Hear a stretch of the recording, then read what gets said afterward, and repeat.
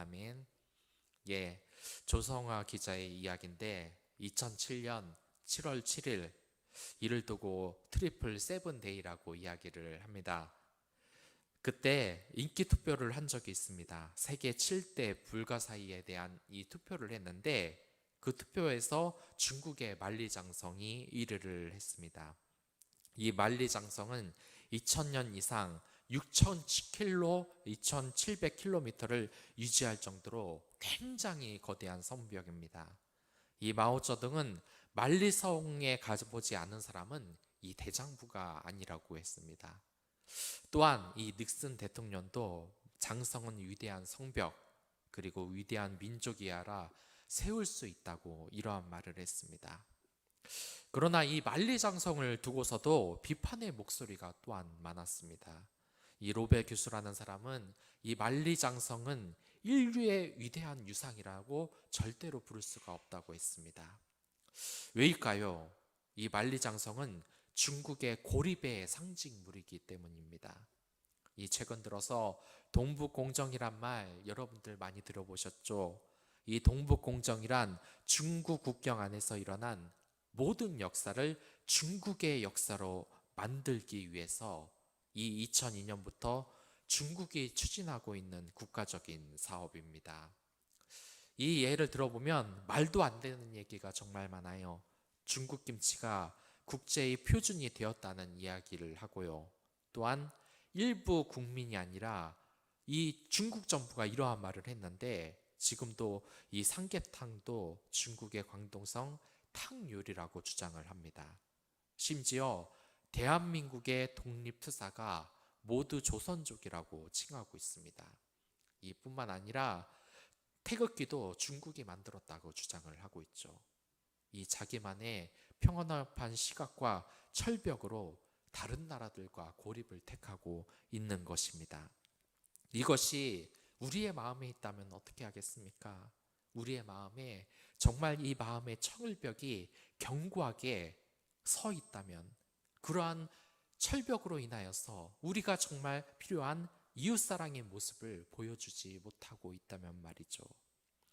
이 아모스는 최초의 문서 예언자입니다. 문서로 미래의 일을 예언했던 사람들이에요. 이 문서 예언자에게는 특징이 하나 있습니다. 이 보통 선지자들은 왕이나 사람에게 경고를 하는 것이 대부분입니다. 하지만 이 문서를 남긴 예언자는 더 심각한 것을 예언을 했어요.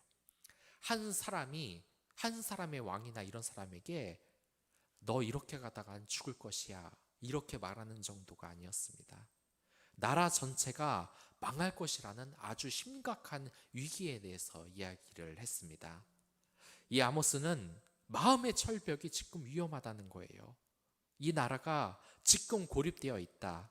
멸망의 길로 가고 있다. 그래서 이 멸망의 철문을 부수지 않는 이상 우리에게 미래는 없다. 우리가 정말 고립되어 있다. 가난한 자를 돕지 못하고 소외된 자를 돕지 못하고 이 이웃사랑을 철저히 막아버린 이 철벽 속에 갇혀져 있다고 예언을 하는 것입니다.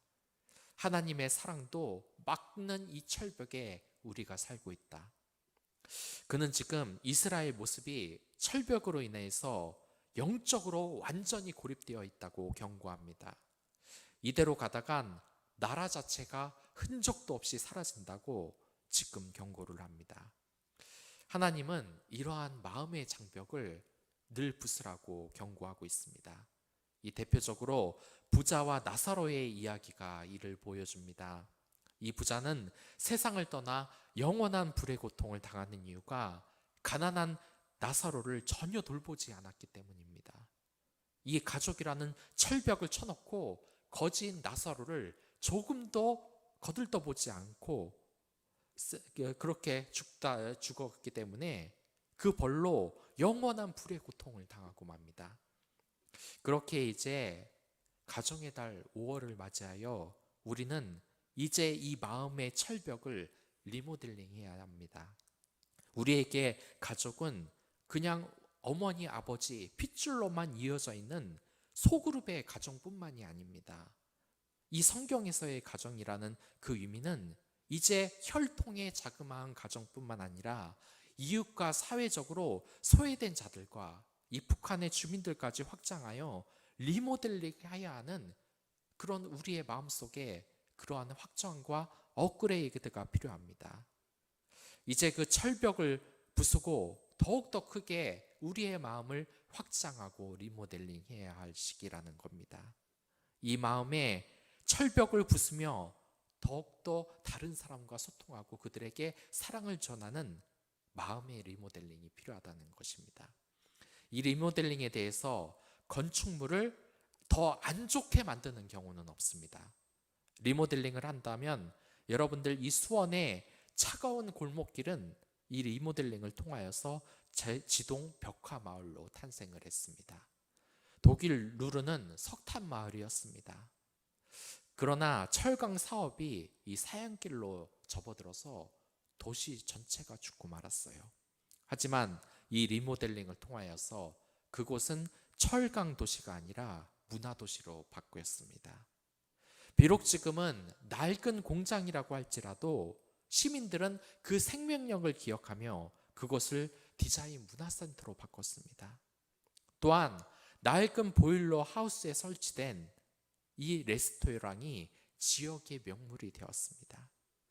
산업화의 옛 모습을 살리는 방향으로 리모델링하면서 업그레이드 된 것입니다. 만약 여러분들의 모습이 정말 만족스럽지 않다면 그것은 당신이 잘못 태어나거나 한 것이 아닙니다. 여러분들이 잘못된 것이 아니라 다만 이제 리모델링을 할 시기가 온 것입니다. 그 마음의 철벽을 제거해 업그레이드를 할 시기가 온 거라는 겁니다. 나를 새롭게 리모델링하며 또한 공동체가 새롭게 리모델링하는 것. 그러나 이것을 알면서도 우리가 어렵게 느껴지는 경우가 있습니다. 이 사회가 이 리모델링의 과정에서 얼마나 많은 그 반대에 부딪힙니까?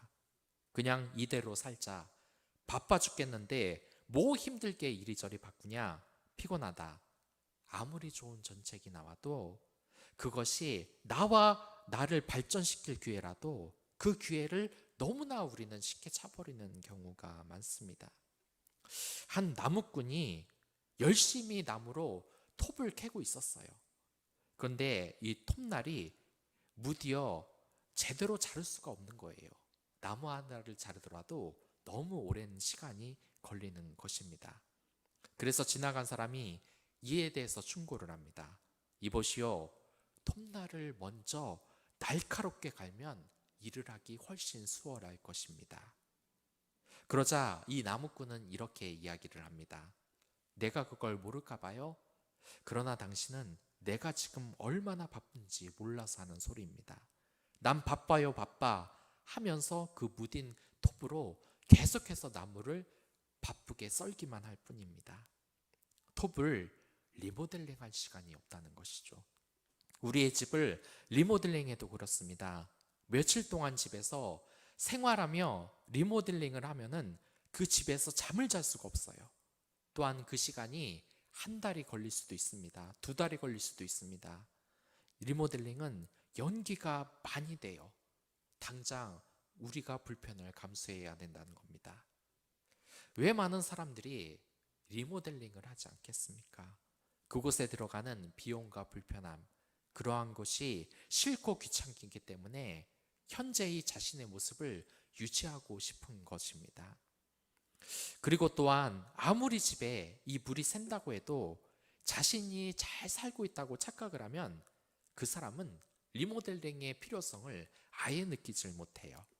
만약에 내가 지금 잘 살고 있다면 굳이 상황을 바꾸려고 하겠습니까? 이 시절에 북이스라엘 사람들은 지금 전성기를 누리고 있었어요. 이때 부자들이 많이 생겨났습니다. 이렇게 경제적으로 잘 사게 되자 그들은 하나님이 필요 없다고 생각을 했어요. 하나님의 정의와 공의를 잊은 채 겉으로만 예배를 드리기 시작했습니다. 부유함에 중독이 되어버리고 만 것입니다. 또한 이 사회적 약자와 가난한 자들을 전혀 돌보지 않았어요. 가장 중요한 계명인 이웃사랑을 지키지 않은 것입니다. 그래서 아모스는 정말 끊임없이 북이스라엘에게 경고합니다. 환상을 통해서 계속 경고합니다. 그리고 이 하나님의 진노가 그때 달에 하나님께서는 이 제단의 기둥을 쳐서 완전히 무너뜨리라고 하십니다. 이제 너무나 꼴보기 싫어서 제단을 완전히 부수겠다고 하신 겁니다. 그 진노가 얼마나 심한지 사람들이 음부, 지옥으로 도망을 쳐도 하나님이 끝까지 거기까지 따라가서 이들을 심판합니다. 또한 3절을 보면 이 바알신이 지배하고 있는 갈멜산으로 도망을 쳐도 그 진노를 하나님이 따라가서 하시겠다. 그리고 4절에서 이들이 철저하게 파괴되어 전쟁 노예가 되더라도 그곳으로 만족이 안 된답니다. 그들을 칼로 죽이기를 원하신다고 합니다. 사실 이러한 경고는 우리 주위에서 계속되고 있습니다. 예전에 나를 벗으며 이제 공부하며 새롭게 나를 업그레이드 시키라고 우리 부모님들이 저희들에게 얼마나 잔소리를 많이 합니까?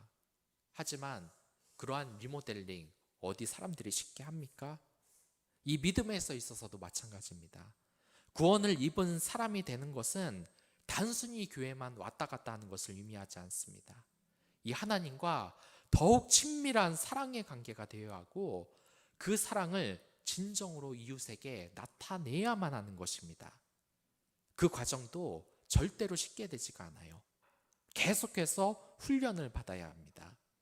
만약 이제 교회에서 직분을 받고 집사가 된다고, 이제 장로가 된다고, 이제 교육자가 되라고 한다면 여러분들은 어떻겠습니까? 이제부터 훈련을 통해서 더욱더 큰 리모델링을 하여 자기 자신을 업그레이드 해야 한다고 하면 말입니다. 물론 이 훈련 대단히 힘들 겁니다. 직분자가 된다는 것은 이제 그 모습에 이웃사랑의 모습이 나타나야 합니다. 소외된 이웃을 진정으로 보살피며 자신의 이익을 돌보지 않아야만 해요. 여러분이면 매일 기도, 성경 묵상, 그리고 우리의 이웃들에게 이제 물질적인 이익을 바라지 않으며 그들을 위해 위로를 건네며 예수님의 모습으로 살라. 그러면 여러분들 모든 쾌락을 버리고 그렇게 할 수 있겠습니까? 이 혹독한 영적 훈련을 받으며 말입니다. 저는 사실 그러한 리모델링의 제안에 저를 업그레이드 시킬 이 기회를 많이 거절했습니다. 이 청년의 때에 성가대에서 봉사하라는 이 강력한 권고도 무시했었고, 보육원에서 이 고아가 된 아이들을 보살피라는 제안도 무시했었습니다. 이 수련회도 거절했으며 친목회는 더욱더 가지를 않았습니다. 이 직장에서 또한 전도는 안 했기는 물론 전혀 선한 행동으로 이 직장 동료들을 대우하지 않았습니다. 왜 그러냐면 저는 그때 마음이 강팍했던 것 같습니다. 교회에서 하는 모든 활동들이 다 유치해 보였습니다. 나 스스로 성인인데 모여서 어린이 같은 레크레이션 하는 것도 싫었고, 이 불우한 이웃을 돕는 봉사활동도 너무나 귀찮았습니다. 당연히 교회에서 하는 제자훈련도 참여하지 않았습니다. 나는 지금 이 자체로 행복한데 주일 예배 한 번 드리면 된 것이 아닌가, 그 정도면 많이 한 것이 아닌가 생각을 했습니다. 다른 사람들은 제자훈련을 통해 이웃사랑을 배우고 성경을 배우는데 저한테는 이러한 것이 너무나 피곤한 일이었어요. 왜냐하면 지금 내 생활이 충분했다고 착각을 했기 때문입니다. 그때 저는 제 영이 죽어가고 있다는 것을 전혀 눈치채지 못했습니다. 이 북이스라엘 백성들도 마찬가지입니다. 이 북이스라엘 사람들은 경제적으로 매우 부유했습니다. 얼마나 여유가 있었던지 이 팔레스타인 땅에 여름별장과 겨울병장을 질 정도였습니다. 이게 얼마나 놀라운 일이라면 지금 이스라엘은 11일 동안 이스라엘과 가자 지구가 이 유혈 출도를 벌였습니다. 이 피해가 얼마나 큰지 가자지구의 도시 건물들은 플라스틱 장난감처럼 전부 구부러지고 부서졌어요. 이 사방 곳곳이 빌딩이 무너지고 돌무덤이 된 겁니다.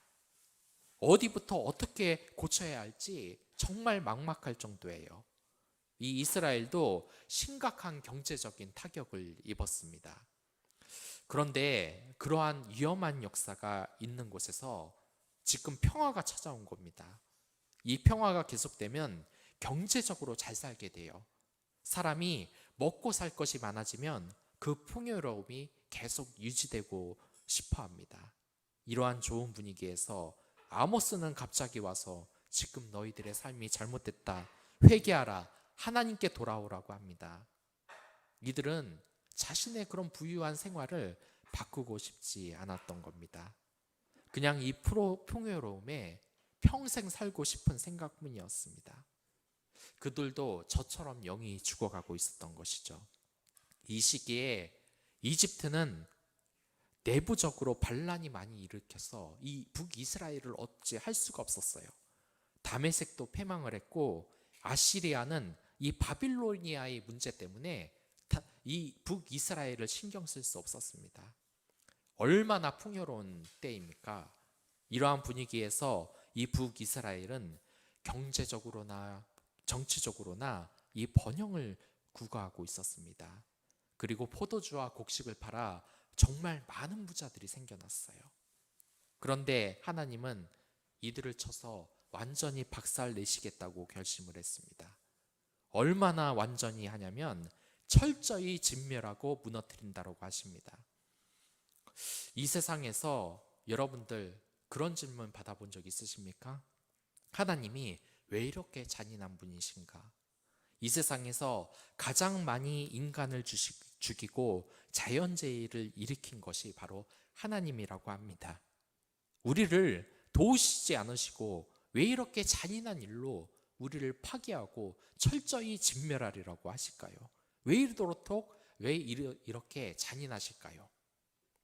하나님께서 이러한 잔인한 일을 하시는 것은 다음과 같은 이유가 있어서입니다. 먼저 그것은 우리와 하나님 사이의 거리감 때문입니다. 이 루시아 시인은 자신의 시집에서 이러한 이야기를 합니다. 사람들은 화가 나면 왜 소리를 지르는가? 그 이유는 사람의 가슴과 가슴이 멀어져 있기 때문입니다. 특히 가까운 사람에게 소리를 지르는 것은 가슴의 거리가 그만큼 멀어져 소리가 닿지 않기 때문이다. 하나님이 우리를 철저하게 부수면서 벌을 주는 것은 바로 하나님의 외침입니다. 우리가 하나님 사이에 가슴과 가슴이 너무 멀어졌기 때문입니다. 크게 외치며 회개해야 다시 생명을 얻으라고 소리를 치고 있는 것입니다. 만약에 이러한 부숨의 과정이 없다면 그는 진정으로 위기를 느껴야 합니다. 하나님의 정말 시련을 주시고 나를 부수지 않는다면 그 기회가 이제 끝난 것일 수도 있어요. 더 이상 되돌릴 수 없는 것일 수도 있습니다. 그러기에 하나님이 시련을 주신다. 그것은 지금 하나님이 우리에게 외치고 있는 겁니다. 다시 내게로 돌아오라고 말이죠. 또 이것은 이스라엘을 재건하기 위함입니다. 이제 진짜 리모델링이 시작되는데 이스라엘뿐만 아니라 열방을 품을 수 있는 더 넓은 다윗의 천막을 지금 일으키기 위해서 이렇게 철저히 파괴하는 겁니다. 이제 이스라엘의 자그마한 교회가 아니라 온 세계의 커다란 교회로 리모델링을 하기 위해서입니다. 심지어 적대국가 에돔뿐만 아니라 우리나라, 북한, 세계 모든 나라가 하나님의 나라로 확장되는 리모델링을 지금 한다는 겁니다. 이제 이렇게 다윗의 총막을 일으킨다는 것은 신학 시대에 출현할 예수 그리스도를 상징합니다. 다윗의 소금 언약이 이제 진정으로 이루어지는 것이죠. 예수 그리스도로 영원한 하나님 나라로 리모델링이 일어나는 것입니다. 특히 11절에 그 틈을 막는다는 것은 남유다와 북이스라엘의 분열이 끝나고 합쳐진다는 것을 말합니다. 우리가 이제 예수 그리스도가 와서 이 땅을 회복시켰다면 우리의 마음도 리모델링이 반드시 필요합니다. 이런 리모델링은 두 가지 과정이 있는데 우리는 이 두 면을 모두 신경 써야 돼요. 하나는 건물 내부를 바꾸는 인테리어, 그리고 또 하나는 건물의 겉모습을 바꾸는 익스테리어가 있습니다. 먼저 내부의 인테리어입니다. 이 내부의 인테리어를 바꾼다는 것은 무엇일까요? 이 세상의 역사는 도금 시대라는 것이 있습니다. 이 황금 시대는 있는데 도금 시대라는 것은 무엇일까요? 실제로 화려한 시절, 이런 것은 황금 시대라고 할 수 있습니다. 로마의 황금 시대, 이런 것이 대표적이죠. 하지만 도금 시대는 완전히 다릅니다. 겉으로는 황금이지만 조금만 까보면 안에는 그냥 녹슨 쇳덩이가 있습니다. 여러분들, 그렇게 우리가 리모델링을 할 때 겉모습만 바꾸는 것이 아니라, 그런 도금이 아니라 안까지 황금으로 인테리어 리모델링을 해야 되는 겁니다. 겉모습만 반들반들해서는 안 되는 것입니다. 그 내부의 모습이 정말 아름다워야 합니다. 겉모습만 최신이고 내용물은 미완성이거나 청소가 안 된 지저분한 모습이라면 안 되는 것입니다. 내적인 리모델링이 대체 무엇일까요? 그것은 가정의 리모델링입니다. 우리 주위에 밖에서 존경받는 사람도 가족에게 물어보면 꼭 그렇지 않은 사람들이 많습니다. 이 가족 내부를 잘 다스리지 않으면 이게 국가적인 문제로도 발전하며 하나님 나라의 확장에도 문제가 생깁니다. 가족의 발견에서 이 대학 중퇴 후에 10년 동안 게임만 하면서 산 남자가 있었습니다. 이 남자는 자신의 감정과 생각, 욕구를 조금도 표현하지 않았습니다. 그 이유가 뭐냐면 분노 때문이었습니다. 그가 20살 때 이 대학 앞에서 자취 생활을 했습니다. 매일 게임만 하는 그의 모습에 부모는 충격을 받았죠. 그래서 그를 3개월 동안 정신병원에 보냈습니다. 그는 그 충격으로 너무 억울하고 분한 나머지 내 인생을 완전히 망쳐버리겠다고 결심하고 자신을 망치기 위해 10년을 보냅니다. 가족이 의사소통에 서툴고 미숙하면 이 감정이 표출되지 못하고 분노가 생겨버리고 마는 것이죠. 이렇게 표출되지 못한 분노는 원망으로 이어집니다. 이 원망은 파괴를 원하는 감정입니다. 상대방을 파괴하거나 내 자신을 파괴하려고 합니다. 그래서 이를 회복하기 위해서는 자기 감정을 읽고 이를 표현할 줄 알아야 합니다. 즉, 인격적인 관계가 중요합니다. 가족 간에도 상대방을 인정하고 인격체로 인정해줘야만 합니다. 멀쩡한 집에서 잘 성장한 두 딸이 교대로 자살을 시도한 가정도 있습니다. 겉보기에는 아무 문제 없이 평온해 보입니다. 그러나 지나친 통제가 원인이었습니다. 부모는 자녀의 일상을 일일이 감시했습니다. 이 조금이라도 통제 범위를 벗어나면 못 견뎌 합니다.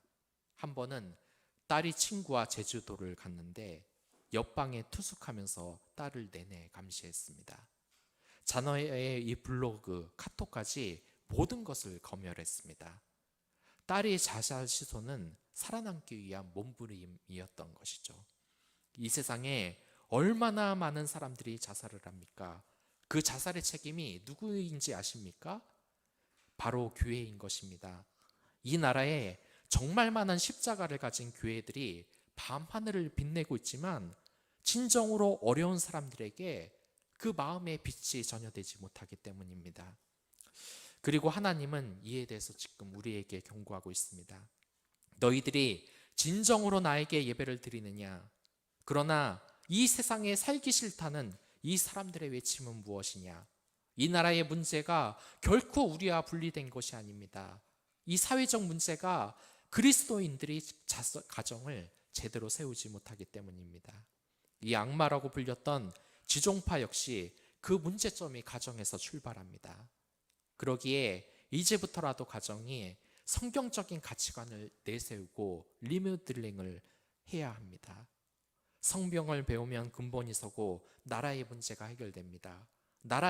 하나님 나라의 그 확장이 일어나는 것입니다. 주위에 소외된 사람들에게 인사하십시오. 그들을 위해 일을 하십시오. 그들을 위해 따뜻한 말을 하셔야 됩니다. 이 익스테리어도 역시 우리의 내부와 마찬가지로 모든 것을 하나님의 그 계명대로 인격적으로 대겨해야 하는 겁니다. 이 익스테리어와 인테리어는 아주 밀접한 관련이 있습니다. 이 하나님 나라의 특징에 대한 성경 구절이 있는데, 곡식을 떠는 소에게 망을 씌우지 말라는 겁니다. 예전 어느 날 제가 집에서 쉬고 있는데 동생이 직장에서 일찍 끝내 집에 도착했습니다. 이 시간이 오후 1시인가 2시쯤이었습니다. 그래서 저희 어머니가 왜 이렇게 일찍 끝나냐고 동생에게 물었습니다. 그러니까 매주 수요일은 가족 사랑의 날이라서 일찍 끝난다고 했습니다. 지금 회사에서 직원들에게 가족을 돌보라고 배려를 한 것입니다. 이 미국 뉴욕에서도 이와 비슷한 사례가 있습니다. 이 뉴욕에서 대규모 CEO 연수가 있었던 것인데, 이 최성회 박사가 한 얘기인데, 비교적 나이가 어린 이 CEO에게 갑자기 전화가 왔습니다. 이 아내의 목소리인데 지금 막내가 다쳤다고 합니다. 그래서 이 젊은 CEO는 집에 가야 한다고 이야기를 했습니다. 그리고 이 아들이 자전거에 넘어져서 크게 다친 것은 아니었지만 집에 가야 한다고. 그의 집은 시카고였습니다. 자동차로 꼬박 20시간이 걸리고 비행기로 3시간이 걸리는 장거리 이동입니다. 이 회의가 끝나려면 이틀이나 남았는데, 이 한국이었다면 이 신입에게는 해고령이 떨어졌을지도 모릅니다. 공과 사를 구분하지 못한다고 야단을 맞고, 더군다나 전화를 한 아내는 제정신이냐고 그러한 핀잔을 들을 수도 있었어요.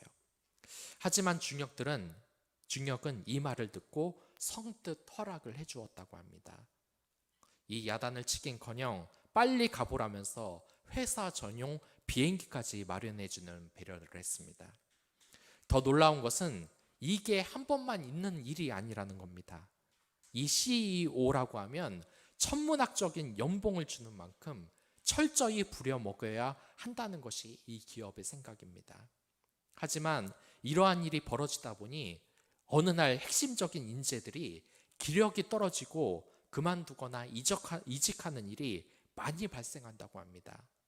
또한 정신적인 문제가 생기고 실력을 발휘하지 못하고 위축되어 능력을 발휘하지 못하는 일도 발생한다고 합니다.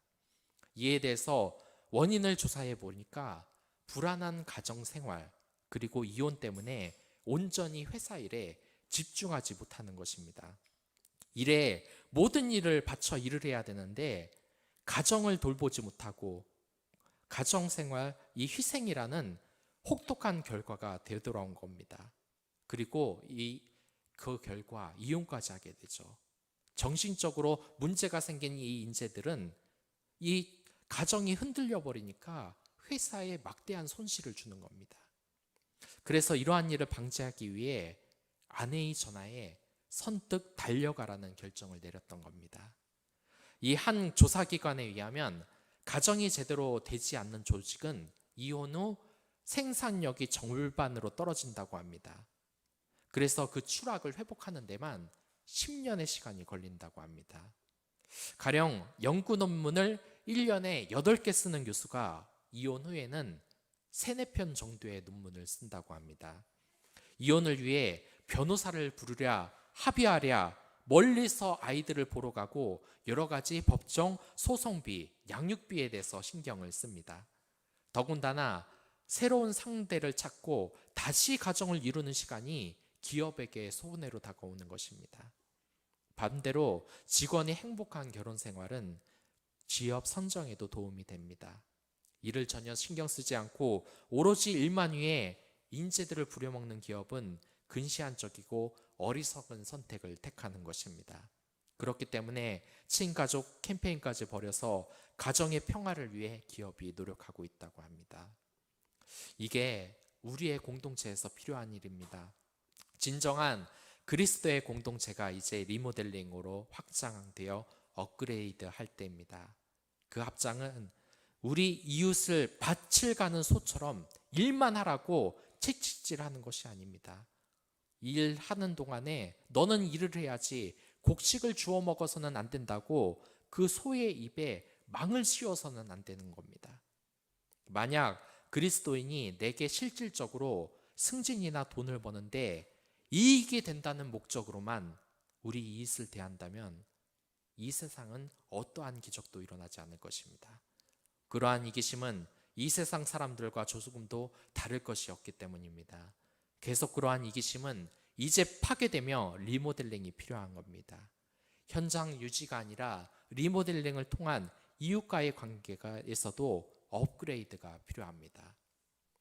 저는 회사에 다녔을 때 정말 큰 실수를 한 적이 있습니다. 이 회사 다닐 때 기계 탱크의 밸브를 수동으로 조작해서 열었습니다. 이 밸브 오류가 자주 났었기에 강제 명령을 통해서 컴퓨터로 열어뒀던 것입니다. 그래서 어쩌면 그 밸브를 통해 세제가 제품으로 들어가서 오염이 될 수 있었던 상황입니다. 그 손해를 금액으로 치면 약 5천만 원에 달하는 실수였습니다. 그래서 심할서를 쓰고 정신이 없던 와중이었습니다. 그런데 심할서를 작성하고 상부에 보고하는데 저는 그 순간 놀랐습니다. 사실 사고는 저 하나가 쳤습니다. 그런데 같이 일하는 동료 모두 제 상사의 의견을 따라 그 실수에 대해서 책임을 지고 자기가 이름을 그 심할서에 쓰면서 분담을 한 것입니다. 한마디로 제가 제 실수를 혼자 책임지는 대신 제 실수를 온 반원들이 다 부담을 한 겁니다. 제 실수는 전혀 언급이 되지 않았어요. 이게 현대사회에서 정말 가능한 일일까요? 가능하지 않다고요. 왜 그렇겠습니까? 그 책임은 바로 그리스도인들이 책임을 지지 않기 때문입니다. 매일 책임 전가를 하는 세상 속에서 저는 진적으로 저를 가족으로 위해주는 회사 공동체, 그리스도의 진정한 공동체를 만났습니다. 그리고 이들에게 진정 감사하는 마음을 가지고 아직도 연락하며 이 은혜에 대해 감사하는 마음을 가지고 있습니다. 그래서 제 사역 목표는 진정으로 이러한 회사 공동체 사람들처럼 사랑을 전하는 것입니다. 내 이익에 따라 다른 사람을 이용하지 않을 것이며 결코 남에게 책임을 전가하지 않을 것입니다. 또한 내 밑에 있는 사람이라고 할지라도 그를 노예로 생각하지 않으며 그의 일을 저의 일이라고 생각할 것입니다. 또한 교회의 외부에서도 성경적인 인격적인 관계가 중요합니다. 저는 대학교에 편입을 했습니다. 그런데 이 편입생에겐 괴로운 것이 있었습니다. 1학년에서 시작하는 것이 아닌 2학년부터 학교 생활을 시작합니다. 그렇기 때문에 기존에 있던 재학생들과 관계를 만들기 상당히 어렵습니다. 일단 2학년으로 편입을 하고 군대를 또 2개월 다녀오고 다시 복학을 했습니다. 그러니까 정말 아는 사람이 단 한 명도 없었습니다. 저는 외톨이가 되었던 것입니다. 그때 심정이 얼마나 참담했는지 모릅니다. 그 당시 혼자 밥 먹는 것이 왜 이렇게 힘들었는지 모르겠습니다. 물론 지금은 혼자 밥 먹고 이 영화 보는 것이 아무렇지도 않지만 그 당시는 그것 자체도 너무 힘들었습니다. 같은 학교에 같이 수업을 듣고 이야기를 나누는 친구가 없는 심정은 이루 말할 수 없이 힘이 들었습니다. 그 당시 저는 예수님을 영접하지 않았기 때문에 식사를 마치고 야외 공연장에서 담배를 피고 있었습니다. 사람들은 모두 저를 스쳐갔습니다. 그도 그럴 것이 군대를 전역한 지 얼마 되지 않아서 스포츠 머리에 아저씨 같은 스타일로 담배까지 피고 있으니 모두가 피하는 겁니다. 오늘도 이러한 일상이 반복되겠지. 그런데 누군가 저에게 다가오는 것입니다. 저는 혹시 이 사람이 혹시 내가 담배를 피워서 이거 끄라고 얘기하라는 건가? 그런데 괜히 오기가 발동해서 담배를 끄지 않았습니다. 그 친구가 다가와서 저에게 이런 말을 했습니다. 혼자서 뭐해요? 웃으면서 이야기하는 그 친구는 이어서 자기소개를 했습니다. 자신은 대학교 기독교 동아리 소속이라고 말을 했습니다. 저는 좀 창피하다는 생각이 들었습니다. 무언가 내가 소외돼 보이니까 관심을 보이는 것 같아서 더 이상 얘기하기도 싫었습니다. 그런데 다음날 보니까 그 친구와 동아리 친구들이 주변을 또 돌아다니더라고요. 그래서 이 친구들만 보이면 저는 늘 피해갔어요. 그런데 그날도 안 보여서 그 자리에 갔는데 그 자리에 있던 겁니다. 그리고 저에게 말을 건넵니다. 그런데 이번에는 창피하다기보다는 왠지 그 친구가 고마웠습니다. 내가 정말 친구가 하나도 없이 지냈는데 나한테 다가오는 그 순수한 마음이 느껴졌어요. 저는 그때 군대에 다녀와서 제 진실한 이야기를 할 친구가 처음 생겼던 겁니다. 물론 나중에 제 신앙이 깊지 않아서 자주 동아리에 나가진 못했고 담배도 끊지 못했었습니다. 하지만 그 친구의 관심 하나가 나중에 예수님을 영접하는데 많은 영향을 미쳤습니다. 저는 길을 걸을 때마다 정말 가슴이 아플 때가 있습니다. 가끔 식당이나 아니면 지하철이나 어떤 분에게는 말할 수 없는 슬픔이 얼굴에 나타나는 경우가 있습니다. 지금 이 사람이 무엇인가 심각한 고민을 하고 있구나. 이 사람이 너무 외롭구나. 그래서 그에게 가서 한번 말 한번 걸어보고 싶은 겁니다. 제가 대학에 다녔을 때 그 친구처럼 내가 예수님을 정하고 그 사람을 사랑을 전하고 싶은 겁니다. 여러분들은 혹시 이런 일이 있으십니까?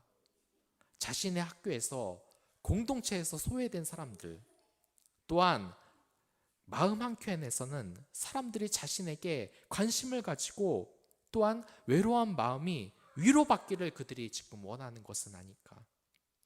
그러나 저희 모습과 많은 그리스도인의 모습은 아직 소외된 사람들이 오기엔 너무나 부담스러운 모습입니다.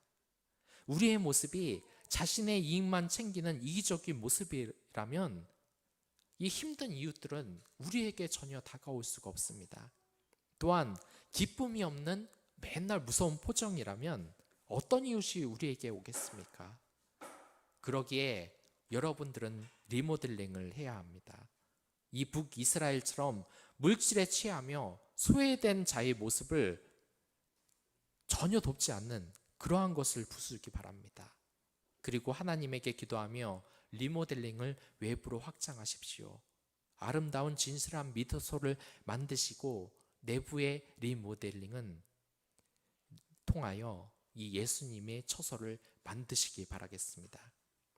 이 세상이 아무리 이기적으로 변했다고 하더라도 인간성의 상실로 괴로워하는 사람이 많을지라도 우리는 이들을 돌보아야 할 의무가 있습니다. 그리고 우리의 이웃에게 다가가십시오. 특히 이 남유다와 북이스라엘이 갈라졌는데 이것이 접근심 당한다는 것은 우리의 상황과 굉장히 비슷합니다. 우리도 남한과 북한이 갈라졌기 때문입니다. 아직도 북한은 이 독재 체제로 인해 간단한 위식주는 물론이고 인권 자체가 붕괴된 참혹한 가운데 있습니다. 인권이란 단어를 탈북민은 30 중반에 처음 들었다고 합니다.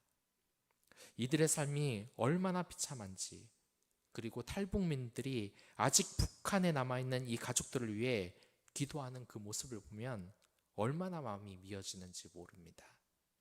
여러분들의 리모델링을 통하여서 작은 예수의 모습으로 새로 태어나십시오. 내 모습을 보고 내 가족이, 우리의 이웃이, 세상에 소외된 자들이, 고민이 있는 자들이 그 모습을 보고 예수님께 돌아오도록, 또한 그들이 우리의 안식처에서 쉴 수 있도록 충분히 확장하여 리모델링 하시기 바랍니다. 저희 교회에서는 성경 공부에 대해서 원하는 분이 있다면 이에 대해서 과정을 진행하려고 합니다. 많은 신청 바라겠습니다.